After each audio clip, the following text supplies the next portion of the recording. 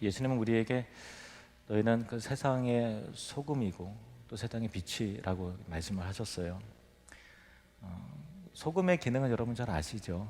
소금이 있어야만 음식이 비로소 제 맛을 내고 또 음식의 맛을 느낄 뿐만 아니라 음식을 보관을 용이하게 하잖아요. 그래서 상하지 않고 썩지 않게 소금을 적절하게 넣음을 통해서 오랫동안 보관을 하게 합니다. 또 빛은 주위를 밝게 해서 우리가 살아갈 수 있도록 하게 하죠. 어둠밖에 없으면 우리가 무슨 활동을 할 수 있겠어요. 그래서 우리가 기본적으로 살아가는 것은 빛이 있다라고 하는 전제 속에서 우리가 살아가는 거죠. 예수 믿는 자들은 이렇게 존재와 역할이 소금과 빛과 같다라는 것인데요. 여기서 주목할 만한 부분은 뭐냐면은 예수님이 단지 너희가 소금이다, 또 빛이다 말씀하시지 않고 세상의 소금, 세상의 빛이라고 말씀하셨다라는 것을 우리가 눈여겨봐야 되는 거죠. 소금 그 자체로 의미가 있을까요? 소금은 음식물과 섞여질 때에만 음식 속에 들어가서 녹아질 때 음식의 맛을 내잖아요. 그러니까 소금이 음식 속에 들어가지 않으면 단독적으로 그 소금 자체는 별로 쓸모가 없어요. 소금이 섞여져야만 보관도 하고 또 음식도 맛을 내고 하는 것이고, 빛도 빛 그 자체를 위해서 빛이 존재하지 않잖아요. 빛이 비춰져야만 어둠이 물러가게 되고 밝게 보는 것 가운데 우리가 사물을 인지하고 인식하면서 사람들이 살아가게 되는 거죠. 그래서 소금과 빛 그 모두는 그 자체를 위해서 존재하는 것이 아니라 일단 세상 속을 비추고 들어가야만 그 존재와 역할에 의미가 있다. 이것이 교회다. 이것이 신자다라는 말씀이에요. 지난 월요일 화요일에 제가 서울의 그 성결교회에서 만리현 교회라고 가보니까 전통이 오래된 큰 교회인데 예배당 건축을 몇 년 전에 해서 정말 멋지고 구석구석 공간마다 정말 잘 이렇게 건축을 하는 큰 교회더라고요. 거기에 그 원로 목사님이 이영로 목사님이란 분인데 얼마 전에 제가 사역하고 있는 노보 코리아 그 이사로 들어오셨어요. 그래서 그 교회에서 리포커싱 세미나를 성결교단 목회자분들 대상으로 진행이 됐는데 저도 함께 참여를 했습니다. 참 저는 주로 장로교 목사들을 이렇게 만나고 교제를 하다 보니까 성결교단 타교단 목사님들을 만날 기회가 많지는 않았는데요.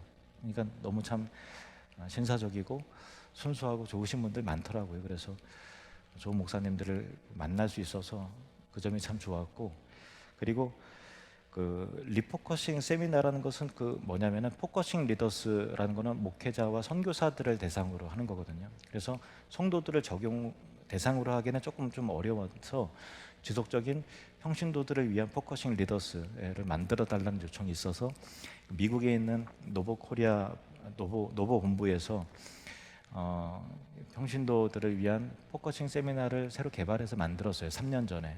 그게 이제 번역이 돼서 처음으로 한국에 소개가 되는 그 상황인데 우리 교회도 한번 좀 했으면 좋겠어요. 그런 소망이 있습니다. 아무튼 그 세미나를 들으면서 인상 깊었던 내용은 오늘 맥락과 같아요. 교회가 교회 자체를 위해서 존재하지 않는다라는 거예요. 굉장히 무슨 뜻인지 알겠어요? 교회는 교회 자체를 위해서 존재하지 않는다라는 거예요. 교회는 교회라는 조직과 기관을 유지하기 위한 존재가 아니죠. 세상을 위한, 세상을 향한 선교적 교회, 미셔널 처치가 되어야만 예수님께서 교회를 세우신 목적을 이루는 것이죠. 우리 신자의 삶도 우리 자체가 교회잖아요. 건물이 교회가 아니라 저와 여러분이 교회잖아요. 그래서 미셔널 라이프, 선교적 삶을 살아갈 때 교회다운 교회의 모습이 되는 것입니다. 근데 어느샌가 교회가 이제 커지다 보니까 조직이 생겨나게 되고 또 세월이 흐르면 우리가 끼리 있는 게 편하니까 세상과 단절이 되고 벽이 두터워져서 세상도 교회에 대해서 별로 관심이 없고 그냥 니들끼리 알아서 해, 우리는 신경 쓰지 마 이런 또 교회도 세상에 낯선 거예요. 언어가 다르고, 그래서 소통하는 방식을 잃어버리고 우리들끼리 좋으니까 우리들끼리 그냥 이게 재미있고 우리들끼리 즐기는 걸로 되어서 마치 세상에 대해서 섬처럼 고립된 그런 모습을 갖게 된 것이 오늘날 거의 모든 교회의 모습입니다. 지난 연말에 살펴봤던 그림을 리포커싱 세미나 때 다시 살펴봤는데 많은 생각을 하게 했어요. 이 리포커싱에서 소개되는 그림인데 다시 한번 여러분에게 좀 보여드릴게요. 교회와 세상의 관계인데요. 교회와 세상은 분명히 구분이 있죠. 정체성이 다르니까 구분이 바로 이제 구별됐다라는 것이 거룩하니까 우리는 거룩한 공동체로 부르심을 받은 거예요. 그렇지만은 세상을 향해 벽이 있는 건 아니에요. 지역교회 성도들은 세상 속에서 일상의 삶을 살아가면서 복음의 사명을 감당하고 크리스찬답게 살아가는 거예요. 그래서 안디옥 교회 성도들이 그 안디옥 사람들로부터 너희는 좀 다르다, 그리스도인이다 라고 칭함을 받을 정도로 그런 다른 삶을, 다른 가치와 다른 목적으로 살아가는 것이죠. 그래서 지역을 변화시키는 거예요. 이것이 바로 선교적 교회, 선교적 사회인 것입니다. 이것이 초대교회의 모습이었고요. 건강한 성경적 교회입니다. 근데 현대 교회는 이런 모습의 교회를 찾아보기 사실상 쉽지 않아요. 거의 없다고 봐도 무방합니다. 두 번째 그림은요, 교회가 점점 제도화가 되고 또 조직화가 돼요. 그건 어쩔 수 없어요. 어쩔 수 없어요. 효율적으로 교회를 서로 간에 섬기고 하다 보면은 조직이 있어야 되고 시스템이 필요하죠. 근데 그리고 이제 세상과 교회의 경계가 조금 더 분명해지지만 아직 벽이 있는 건 아니에요.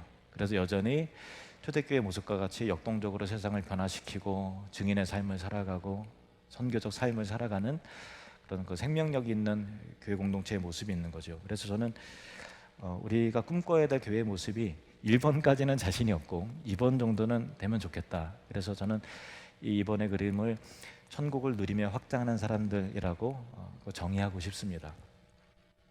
우리가 닮고 싶은 교회고요. 세 번째 교회의 모습은요, 세상과 교회는 벽이 생겼어요. 그래서 쓰는 언어가 달라요. 그래서 교회는 점점 대형화가 되어 가는데 이 화살표가 의미하는 바를 알겠어요? 무슨 의미일까요? 교회는 점점 대형화되는데 실상 세상에 있는 사람이 교회에 오는 게 아니라 저쪽 교회에 있는 사람이 이쪽 교회로 온 거예요.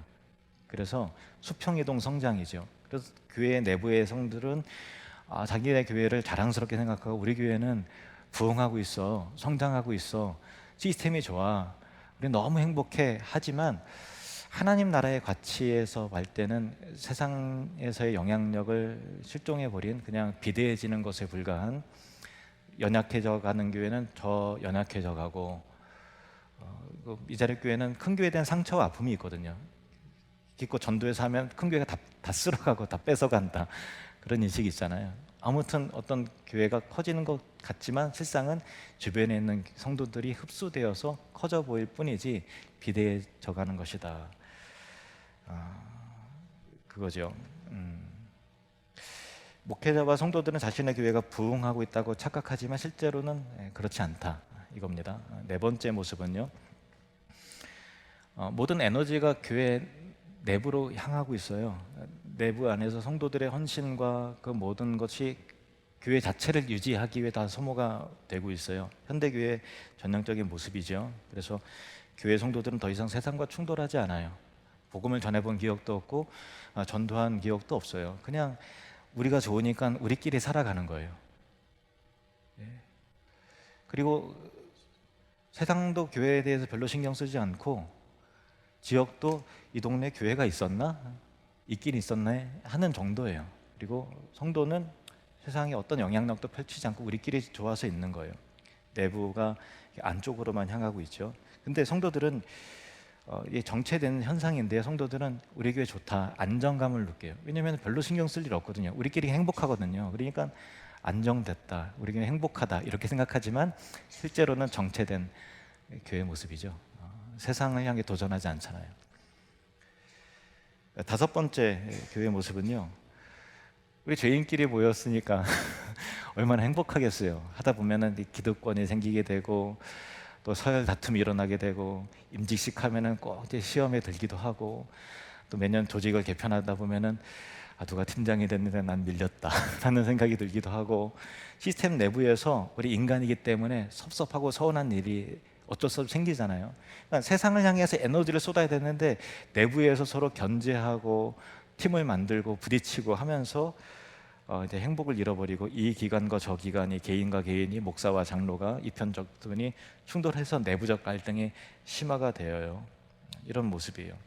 여섯 번째는요, 더 세월이 지나다 보니까 교회와 세상은 교회는 더 고립이 되고 벽은 더 두껍게 되어서 그들만의 리그. 그래서 성도들이 이제 떠나기도 하고, 나이 드신 분들은 죽기도 하고, 그래서 소수의 사람들이 모였는데 여전히 세력 다툼은 있더라. 충돌을 해요. 세상에 어떤 선악력도 없어요. 할 마음도 없고, 하고 싶어도 못해요. 이제는 하고 싶어도 못해요. 우리끼리라도 행복했으면 좋겠다, 그냥 교회라도 유지했으면 좋겠다, 이런 바람은 있지만 결국 세월이 지나면서 소멸되어 가죠. 소멸되어 가고, 교회도 죽어요. 생명이 다 되면 죽어요. 이렇게 소멸되는 교회 모습. 유럽의 많은 교회들이 그렇잖아요.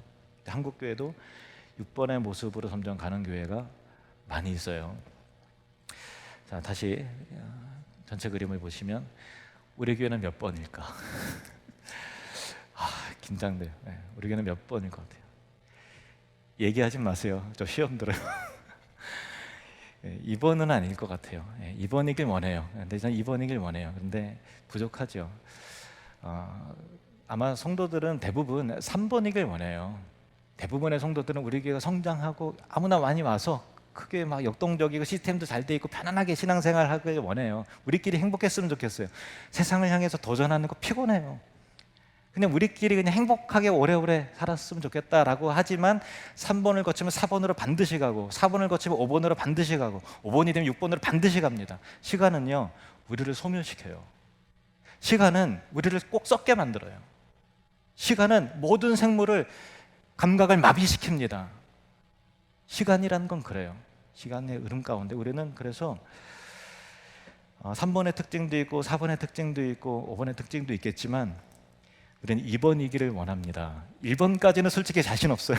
1번까지는 자신 없지만 2번 우리가 하나님께서 은혜 주시면 할 수 있지 않을까. 같이 한번 따라해 보겠습니다. 2번처럼 건강한 교회가 되길 원합니다. 아멘. 이게 우리의 비전이에요. 이게 미셔널 처치. 우리는 이 관점에서, 제가 이 얘기를 왜 드리는가 하면 이 관점에서 헷세드 이야기의 본질을 다시 한번 생각해 보자, 그겁니다.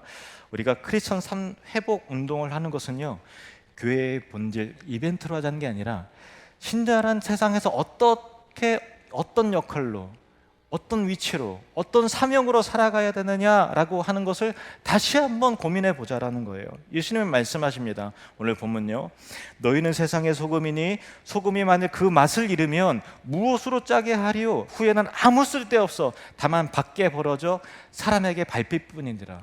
쓸모없는 교회, 세상에 대해서 쓸모없는 교회가 되면은 결국은 소멸되고 만다라는 거예요.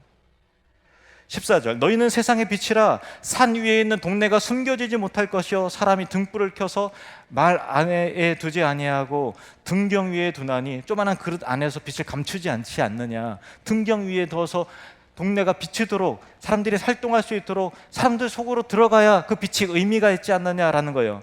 이러므로 집안 모든 사람에게 비치느니라. 동네가 환하도록 비춰줘야 된다라는 거예요. 제천 지역이 우리 교회를 통해 빛이 비춰야 된다는 거예요. 이같이 너희 빛이 사람 앞에 비치게 하여.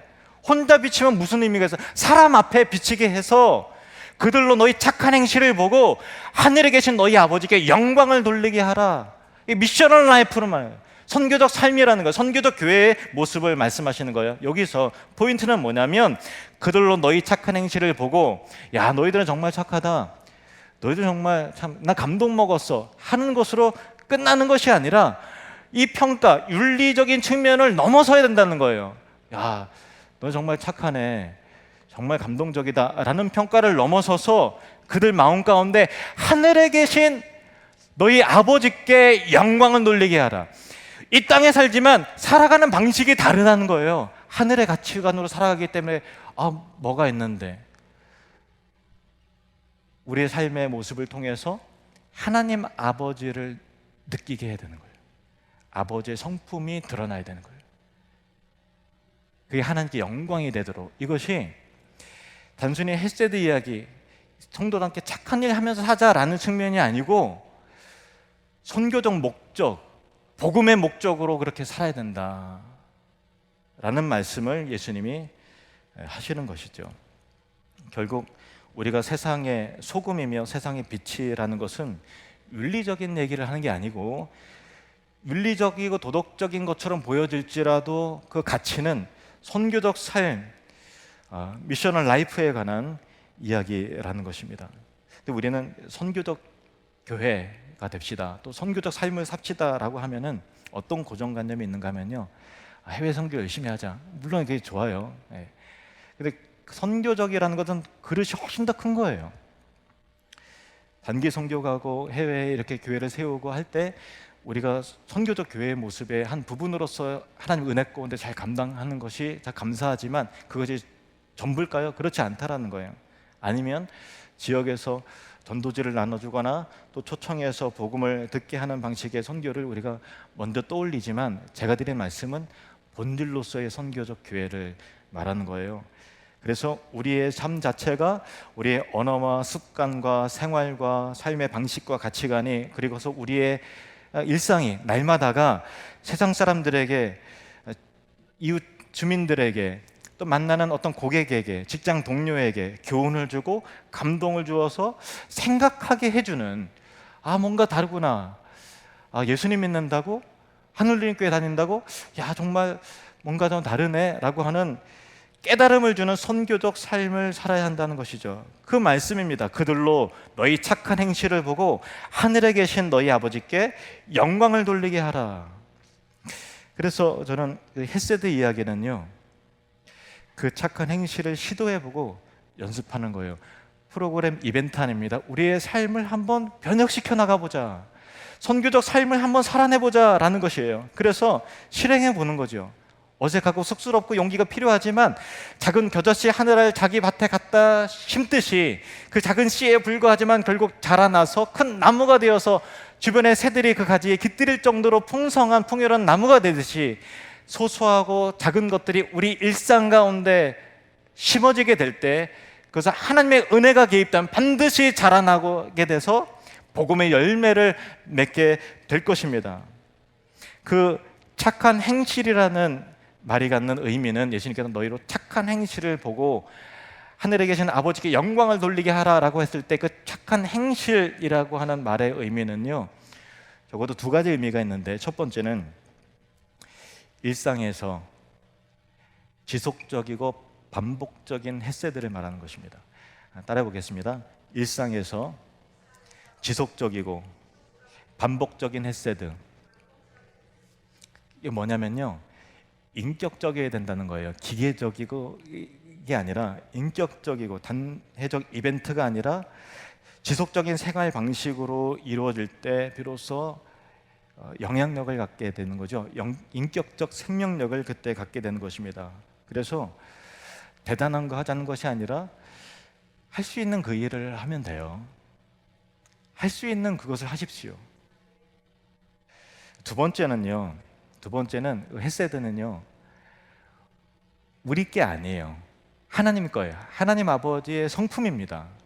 아버지의 인자심, 아버지의 사랑, 은혜, 그것이 표현되어서 나타난 거잖아요. 그래서 두 번째 메시지는 뭐냐면 하나님의 헤세드가 전달되어야 된다는 거예요.